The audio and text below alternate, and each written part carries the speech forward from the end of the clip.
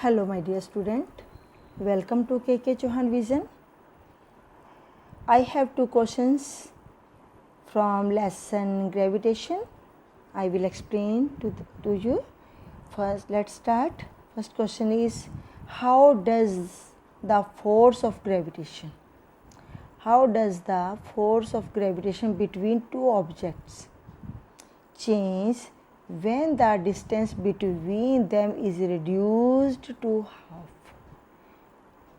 Okay, question है कि force of gravitation कैसे चेंज होगी जब हम उनके बीच की जो डिस्टेंस है ना उसको हाफ कर दें।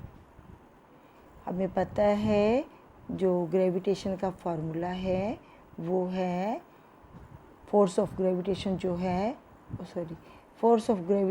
है वो उसको हम ये फार्मूले के साथ लिखते हैं जो ये डायरेक्टली प्रोपोर्शनल होता है m1 एंड m2 के। m1 and m2 are masses of the object, okay, and inversely proportional होता है उनके बीच की डिस्टेंस के। ओके, ये फार्मूला तो हमें रिमाइंड है ना। यहाँ पे दो ऑब्जेक्ट होते हैं ना, फर्स्ट जो बॉडी है उसका मास एंड सेकंड बॉडी का मास, ठीक है। अब हम इसको देखते हैं कि जो डिस्टेंस है उसकी बात हो रही है यहाँ पर, ठीक है, वो हाफ करनी है। तो फोर्स जो थी वो इन्वर्सली प्रोपोर्शनल होती है डिस्टेंस के, ठीक है। अगर डिस्टेंस को हम हाफ कर देते हैं, ठीक है, डिस्टेंस को क्या किया हमने, हाफ किया, तो हाफ करते हैं डिस्टेंस को, तो 1/1, ठीक है। ये तो 1/, ये था ना डिस्टेंस का फार्मूला, इसका स्क्वायर किया हमने, तो ये क्या बन जाता है, तो फोर्स जो है वो ये जो एक का ये आता है ना, ये 4 ऊपर चला जाएगा, यहाँ पे आ जाएगा, तो ये बन जाता है फोर्स जो है वो 4 टाइम्स इंक्रीज़ हो रही है, ठीक है।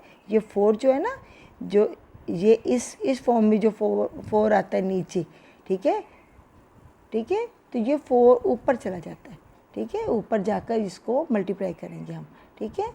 तो अब ये आंसर भी हमारा बन गया, if the distance between two object reduce to half then the gravitation force between them will increase 4 times because gravitational force is inversely proportional to the square of the distance between of them, ठीक है। ये question तो हो गया हमारा, समझ आ गया ना। नेक्स्ट क्वेश्चन जो है इसमें हम करते हैं, gravitation force act on all objects, सभी ऑब्जेक्ट्स पर करती है। ग्रेविटेशन फोर्स जो है वो सभी ऑब्जेक्ट पर काम करती है, हमें पता है। तो ये ग्रेविटेशन फोर्स जो होती है वो प्रोपोर्शनल होती है उनके मासेस के। Why then a heavy object does not fall faster than a light object. एक लाइट ऑब्जेक्ट है, एक हैवी ऑब्जेक्ट है, तो दोनों पर जब ये ग्रेविटेशन फोर्स अट्रैक्ट कर रही है तो फिर लाइट ऑब्जेक्ट जो है वो धीरे या फास्ट ऑब्जेक्ट जो है वो धीरे, या कोई इनमें से तेज़ क्यों नहीं धरती पर गिरता। Why then a heavy object does not fall faster. Heavy object जो है वो ज़्यादा जल्दी या ज़्यादा तेज़ी से धरती पर नहीं गिरता, जबकि लाइट ऑब्जेक्ट जो है वो धीरे क्यों नहीं गिरता, ये क्वेश्चन है। तो अब इसको ध्यान से समझते हैं, क्वेश्चन क्या कह रही है। Gravitational force act on all object is proportional to their masses. Why then a heavy object does not fall faster than a light object? Because the mass of object is negligible in comparison to that of earth.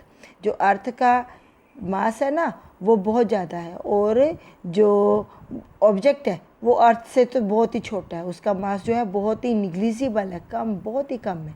इसलिए कोई फ़र्क नहीं पड़ता कि कोई heavy object को नीचे गिरा रहे हैं या लाइट ऑब्जेक्ट को नीचे गिरा रहे हैं, तो ये मासेस जो है अर्थ के मास के कंपैरिजन में बहुत ही कम होता है।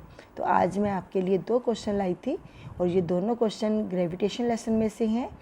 होपफुली आपके लिए ये फ़ायदेमंद भी होंगे और आप इनको ईज़िली लर्न भी कर सकोगे। Thank you for watching my video.